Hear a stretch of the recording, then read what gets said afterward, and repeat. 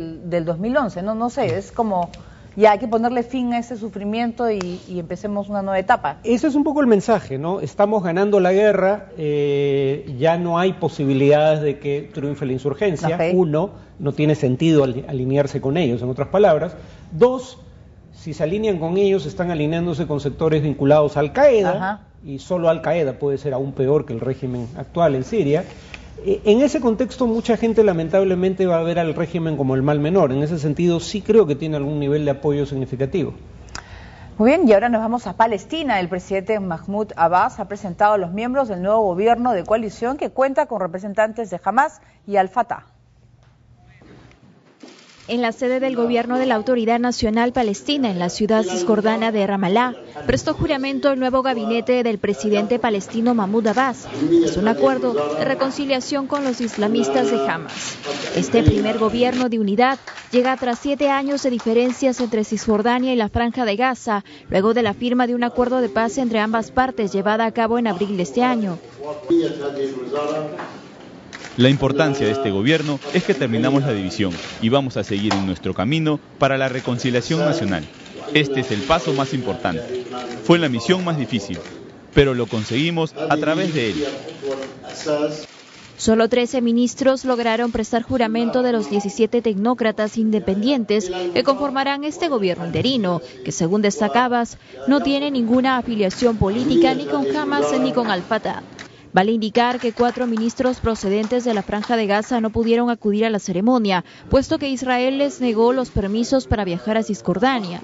Algunos han considerado esta medida como represalia de Israel, quienes suspendieron sus conversaciones de paz con palestinos al enterarse de la formación de este gobierno, integrada por el radical Hamas, agrupación considerada por Estados Unidos y la Unión Europea como una organización terrorista.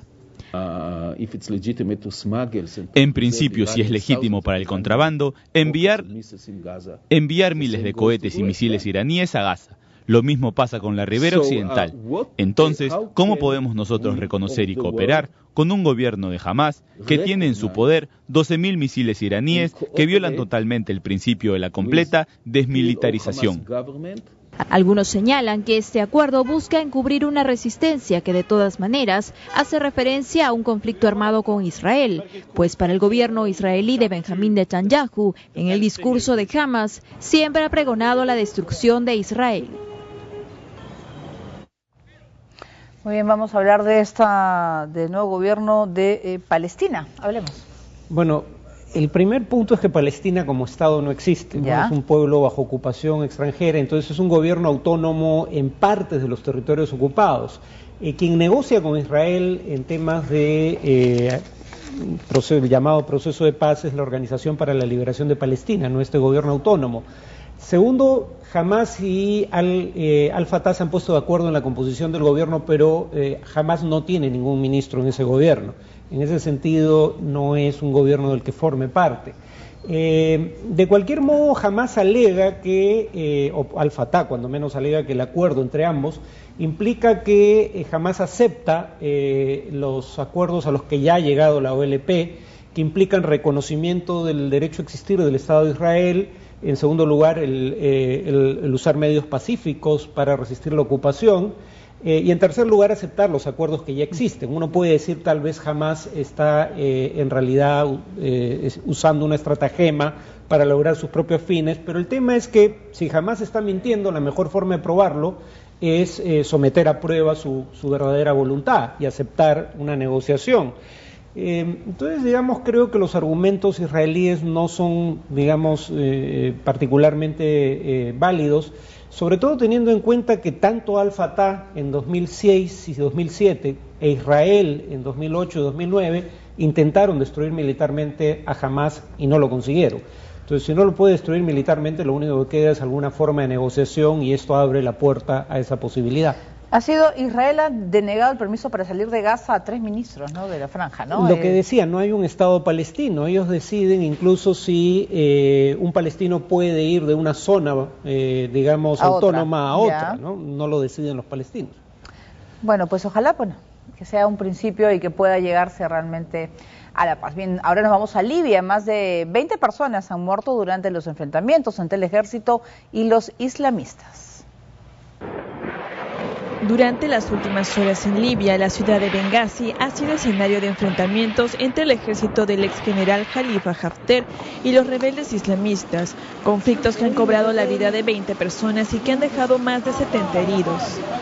Todo empezó cuando los extremistas del grupo islamista Ansar al-Sharia atacaron un campamento perteneciente a las fuerzas especiales del ejército en Bengasi. En respuesta, los militares se unieron a la batalla para retomar el orden, donde también habitan decenas de familias que presenciaron el altercado.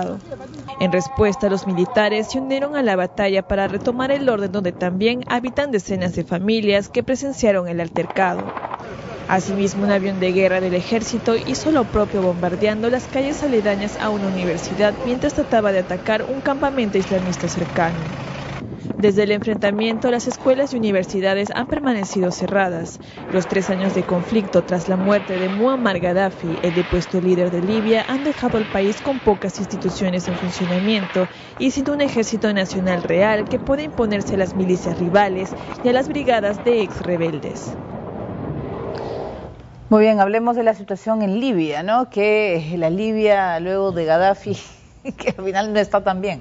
Es que acá la paradoja es la siguiente: precisamente por las divisiones dentro de las milicias que lucharon contra el régimen de Gaddafi, esas milicias estaban a punto de ser derrotadas y hubieran sido derrotadas de no intervenir la OTAN, sobre todo dándoles cobertura aérea y atacando desde el aire puestos militares del régimen.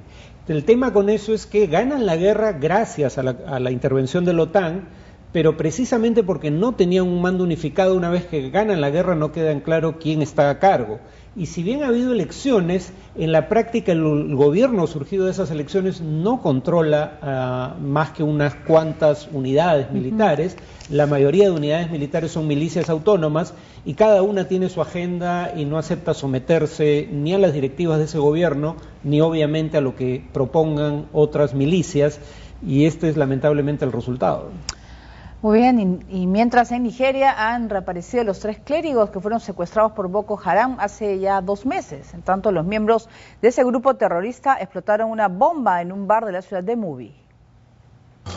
En aparente buen estado de salud aparecieron los 2 curas italianos y la monja canadiense que por casi 2 meses estuvieron secuestrados por miembros extremistas del Boko Haram en Nigeria. Su llegada a Camerún fue así de emotiva. Los clérigos, con aspecto cansado pero sonrientes, fueron recibidos por los embajadores de Italia y Canadá, así como por las autoridades de la iglesia local y un emisario enviado por el Papa Francisco. Luego de ellos fueron llevados a sus respectivas embajadas. Su secuestro aún genera muchas dudas, puesto que las circunstancias en las que sucedió no han sido del todo esclarecidas.